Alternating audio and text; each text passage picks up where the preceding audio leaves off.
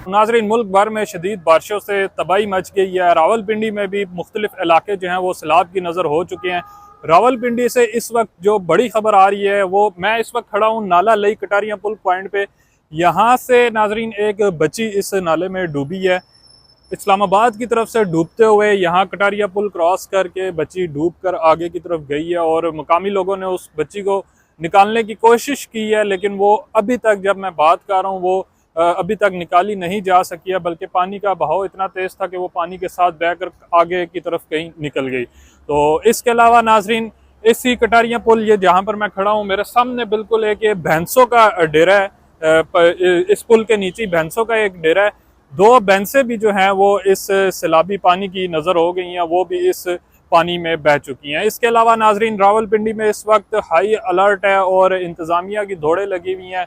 Rescue एहलकार, police एहलकार नाला लई के आसपास खड़े हुए हैं, जो शहरियों को पानी के करीब आने से रोक रहे हैं। इस वक्त रावलपिंडी के मुख्तलिफ इलाकों में पानी जो है वो घरों में दाखिल हो गया और लोगों का शदीद इस वक्त नुकसान भी हुआ है। और दूसरी तरफ वज़ीर आज़म शहबाज शरीफ ने इस सारी सूरत हाल के पेश नज़र एक हंगामी इजलास भी तलब कर लिया है, जिसमें इस सारी सूरत हाल का जायज़ा लिया जाएगा। उनसे वज़ीर आज़म ने रिपोर्ट भी तलब कर लिया और इसके बाद मज़ीद जो है ये हंगामी इक़दामात किए जाएंगे। बारिश का सिलसिला भी अभी थमा नहीं है।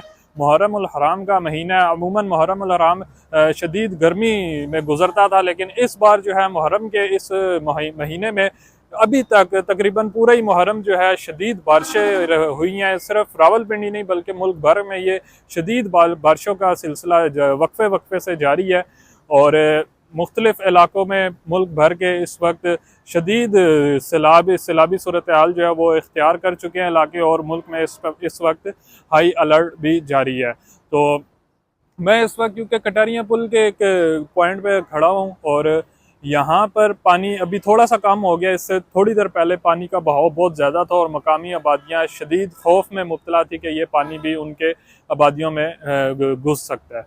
जी भाई, यहाँ पे सुबह दो भैंसें भी चली गई हैं और अभी पीछे से एक 6 साल की बच्ची पानी में आई है।